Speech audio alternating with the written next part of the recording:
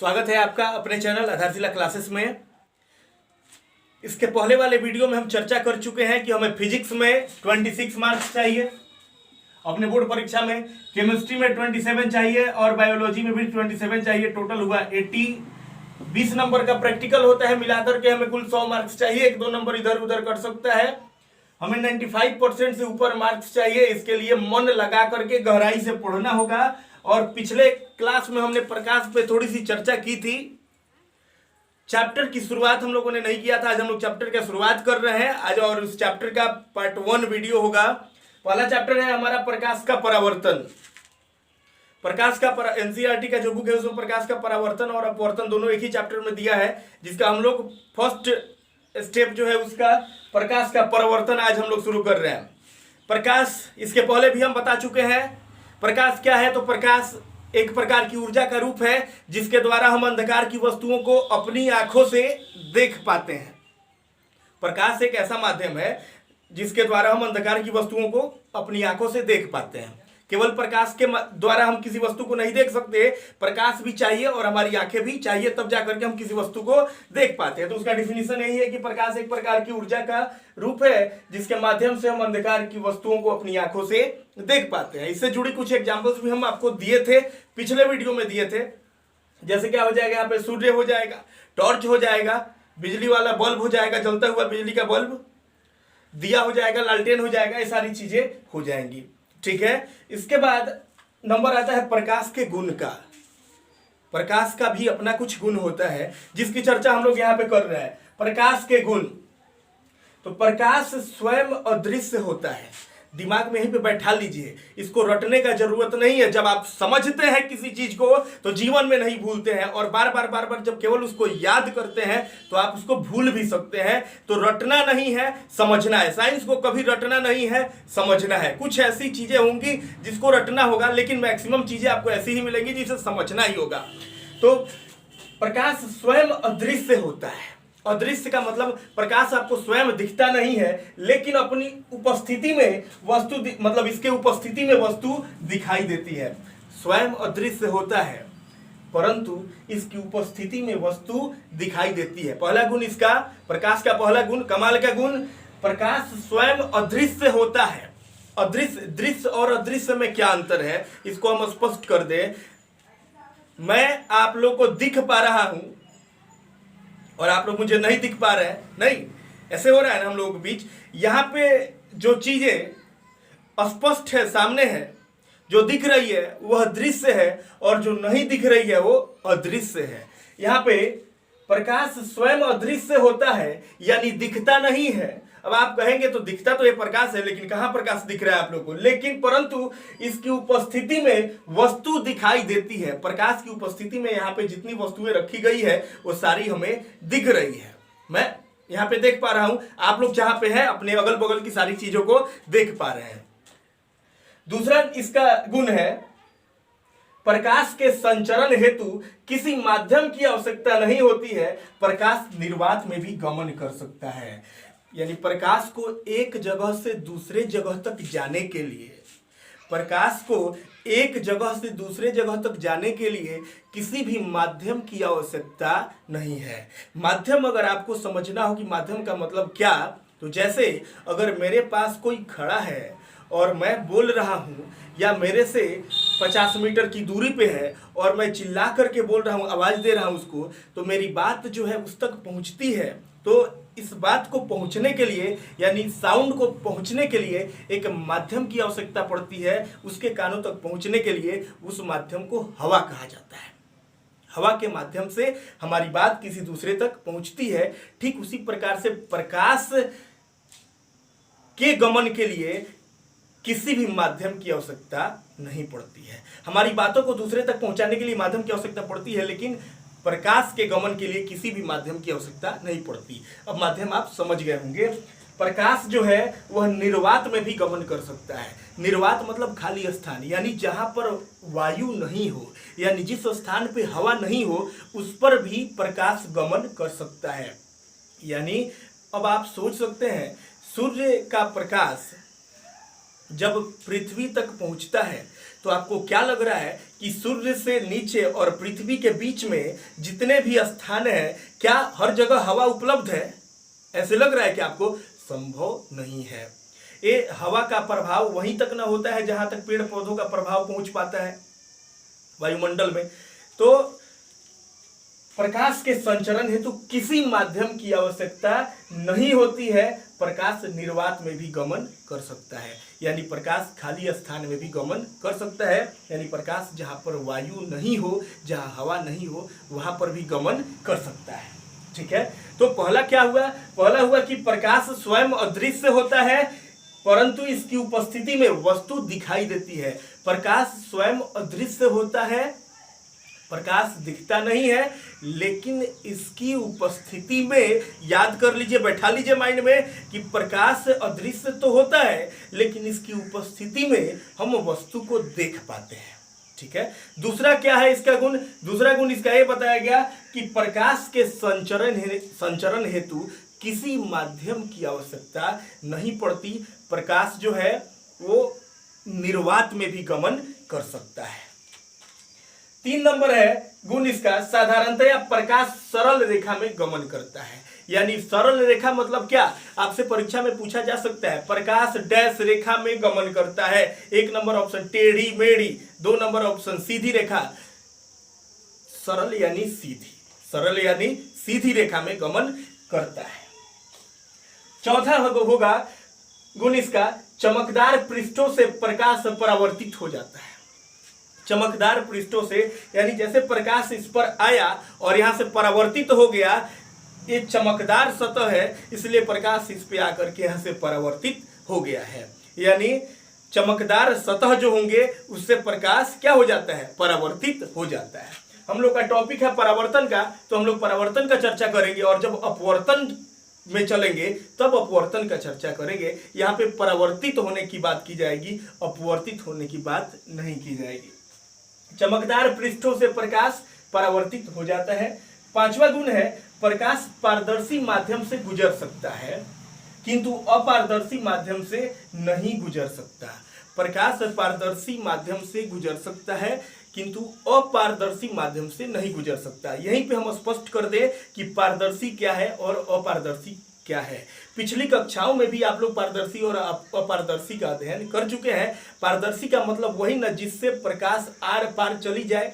वैसे वस्तु जिससे प्रकाश आर पार चली जाए वो पारदर्शी माध्यम है, और ऐसी वस्तु जिससे प्रकाश आर पार नहीं जाए वो क्या है? अपारदर्शी माध्यम है। जैसे हमारे बगल में दीवार है, तो क्या लग रहा है आपको? दीवार जो है इससे प्रकाश आर पार जा सकती है क्या? नहीं जा सकती है, पूरी तरह से पैक है। तो जैसे इसके ऊपर छत है, तो छत से होकर प्रकाश नीचे आ रही है क्या? नहीं आ रही है।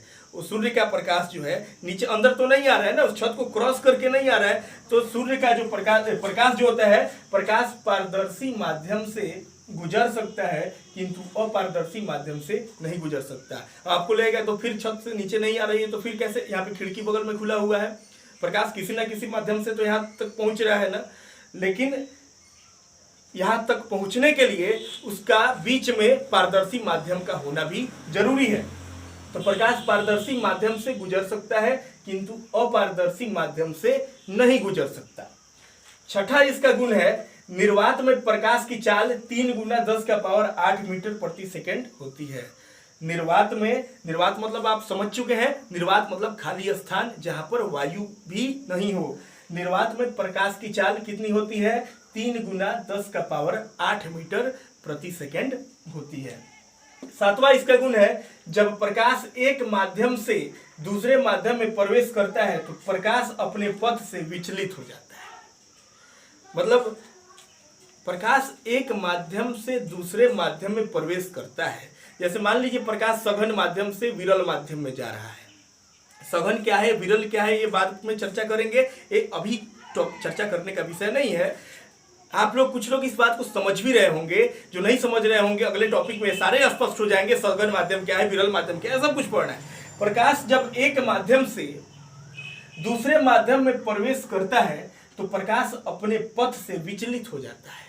यानी अपना जो रास्ता है वो अपना रास्ता उसका अलग हो जाता है। यानी प्रकाश जब एक माध्यम से दूसरे माध्यम में प्रवेश करता है तो अपने पहले वाले पथ से यानी पूर्व पथ से, पथ यानी रास्ते से क्या हो जाता है, विचलित हो जाता है, यानी उसकी दिशा क्या होती है, बदल जाती है। ठीक है, यही इसका 7 गुण हम यहाँ पे लिखे हुए। ऐसे तो गुण इसके बहुत सारे होंगे, लेकिन जो इंपॉर्टेंट गुण है उसको मैंने यहाँ पे दर्शाया है। आप लोग इसको पूरी तरह से माइंड में सेट कर ले, याद कर ले। उम्मीद करते हैं कि आपसे अगर अभी पूछा जाए तो आप बिना देखे जरूर बता देंगे इस 7 इसके गुण को, कि प्रकाश के कौन कौन से गुण आपके ध्यान में है, आप इसे जरूर बता दीजिएगा। और प्रकाश का डिफिनेशन भी आप समझ चुके हैं। अब चलेंगे अगले टॉपिक की तरफ, पहले इसको मिटाएंगे। हमारा अगला टॉपिक है प्रकाश स्रोत। तो जिस वस्तु से प्रकाश निकलती है वही उसका प्रकाश स्रोत है। ठीक है, तो सभी वस्तुओं को पिछले वीडियो में भी बताए थे आप लोगों को कि सभी वस्तुओं को 2 भागों में बांटा गया, एक प्रदीप्त या दीप्त में और दूसरा अप्रदीप्त या अदीप्त में। तो प्रदीप्त या दीप्त जो होता है उसमें अपना स्वयं का प्रकाश होता है, यानी उससे प्रकाश निकलता है। यानी इसमें क्या हमारा एग्जाम्पल एक हो सकता है, सूर्य हो सकता है। सूर्य हमारे द्वारा तो नहीं बनाया गया है, यानी ये जो प्रकाश स्रोत होता है, थोड़ा सा इसमें और चर्चा करते हैं। ये प्रकाश स्रोत एक प्राकृतिक स्रोत होता है और एक मानव निर्मित होता है।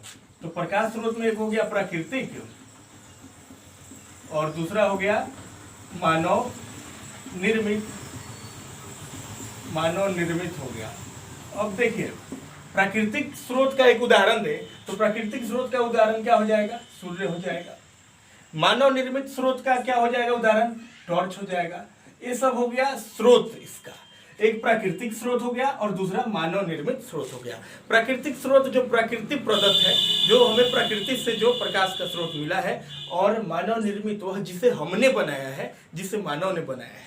मानव ने क्या क्या बनाया, टॉर्च बनाई है, मानव के द्वारा बिजली का बल्ब बनाया गया है, मानव ने ही तो लालटेन का आविष्कार किया है, दिया का, ये सारी चीजें मानव निर्मित है। और प्राकृतिक में क्या हो गया, सूर्य हो गया। और भी जो जितनी चीजें हैं जो प्राकृतिक प्रदत्त है वो सारी वो प्राकृतिक स्रोत है और मानव निर्मित स्रोत जिसे हमने बनाया है। ठीक है, अब चलते हैं वस्तुओं में प्रदीप्त या दीप्त, जिसका खुद का प्रकाश हो। प्रदीप्त या दीप्त, प्रदीप्त वस्तु का मतलब क्या हुआ, जैसे सूर्य हुआ, सूर्य में खुद का प्रकाश है। और अप्रदीप्त या अदीप्त का मतलब जो हमें उस सूर्य के प्रकाश से, यानी जो प्राकृतिक स्रोत है उससे जो हमें दिखाई देता है, उसके माध्यम से सूर्य का प्रकाश हमारे रूम तक पहुंच रहा है तो हमारे सामने रखा हुआ बेंच दिखाई दे रहा है। तो अप्रदीप्त या अदीप्त में क्या हो जाएगा, बेंच हो सकता है, टेबल हो सकता है, और भी बहुत सारी चीजें हो सकती है ना, जिसमें खुद का प्रकाश नहीं हो। और प्रदीप्त में क्या हो सकता है, सूर्य हो गया, बिजली का जलता हुआ बल्ब हो गया, टॉर्च हो गया, ये सारी चीजें प्रदीप्त है, जो जिसमें खुद का प्रकाश होता है। और उस प्रदीप्त वाली जो वस्तुएं हैं जिसमें खुद का प्रकाश होता है उसके माध्यम से, यानी उस टॉर्च से, उस लालटेन से, बिजली का जलता हुआ बल्ब से हम लोग अप्रदीप्त वस्तुओं को देखते हैं। ठीक है, अब चलते हैं प्रकाश किरण पे। प्रकाश किरण क्या है, प्रदीप्त वस्तु से प्रकाश निकलकर, प्रदीप्त वस्तु यानी टॉर्च से, लालटेन से, सूर्य से, मोमबत्ती से, प्रदीप्त वस्तु से प्रकाश निकलकर जिस रेखा पर गमन करती है उसी रेखा को प्रकाश किरण कहते हैं।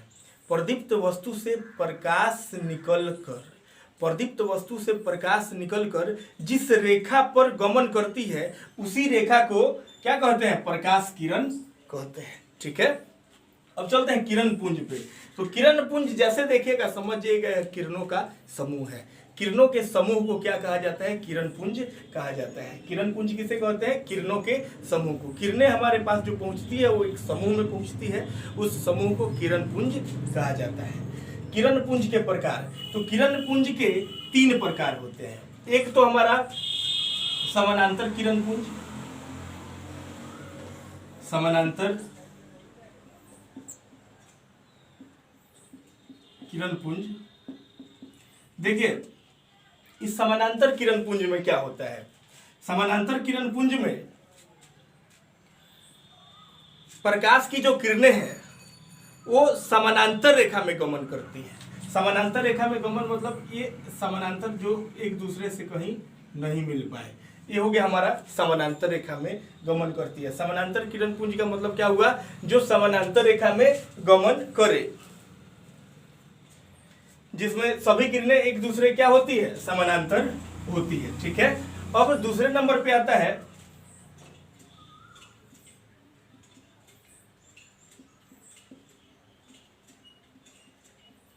अभिसारी किरण पुंज। अभिसारी किरण पुंज, अभिसारी किरण पुंज में क्या होता है, सबसे पहले ऊपर वाले को मिटाते हैं तब इसको समझाते हैं। तो हमारा दूसरा नंबर है अभिसारी किरण पुंज। तो जिस किरण पुंज की सभी किरणें एक बिंदु पर मिलती है, एक बिंदु यानी जिस किरण पुंज की सभी किरणें एक बिंदु पर मिलती है, ये मान लीजिए बिंदु है और जो भी किरणें आ रही है इस पे मिल रही है, ये सभी क्या है, ये सभी किरणें एक इस बिंदु पे मिल रही है, उसे क्या कहेंगे, उसे अभिसारी किरण पुंज कहा जाता है। यानी जिस किरण पुंज की सभी किरणें एक बिंदु पर मिलती है उसे अभिसारी किरण पुंज कहा जाता है। और तीसरा होता है किरण पुंज का तीसरा प्रकार अपसारी किरण पुंज। कौन किरण पुंज, अपसारी किरण पुंज। अपसारी किरण पुंज में देखिए क्या होता है, जिस किरण पुंज की सभी किरणें एक बिंदु से ठीक इसका उल्टा एक बिंदु से निकलकर आगे की तरफ फैलती है, उसे अपसारी किरण पुंज कहा जाता है। जिस किरण पुंज की सभी किरणें एक दूसरे के समानांतर हो उसे समानांतर किरण पुंज कहा जाता है। और जिस किरण पुंज की सभी किरणें एक बिंदु पर जाके मिले उसे अभिसारी किरण पुंज कहा जाता है। और अपसारी किरण पुंज के लिए क्या, जिस किरण पुंज की सभी किरणें एक बिंदु से निकलती हुई प्रतीत होती है उसे अपसारी किरण पुंज कहा जाता है। ठीक है, तो हमारा प्रकाश से संबंधित जो छोटा सा एक टॉपिक था और आपके लिए काफी महत्वपूर्ण था, यह आज समाप्त हो गया। नेक्स्ट टॉपिक हम लोग होगा प्रकाश का परावर्तन का अध्ययन करेंगे। हम लोग प्रकाश का परावर्तन कैसे होता है, परावर्तन से संबंधित सारी बातों का, प्रकाश के परावर्तन के नियम का उल्लेख करेंगे, प्रकाश के परावर्तन से जुड़ी सभी तथ्यों का उल्लेख करेंगे हम लोग अगले वीडियो में। आज रहने देंगे बस इतना ही। चैनल पे नए होंगे तो सब्सक्राइब जरूर कीजिएगा और अपने मित्रों में इसे शेयर जरूर करें ताकि और भी लोगों को लाभ पहुंच सके। और सिलेबस को समय से समाप्त करना है और हमारे बोर्ड परीक्षा के पहले इसको समाप्त करना है बेहतर तरीके से, ताकि फिजिक्स में 26, केमिस्ट्री में 27 और बायोलॉजी में 28 लाने से कोई नहीं रोक पाए। 80 और 20 प्रैक्टिकल मिला के हमारा 100 मार्क्स से कंफर्म हो, इसकी तैयारी हमें अभी से शुरू कर देनी है।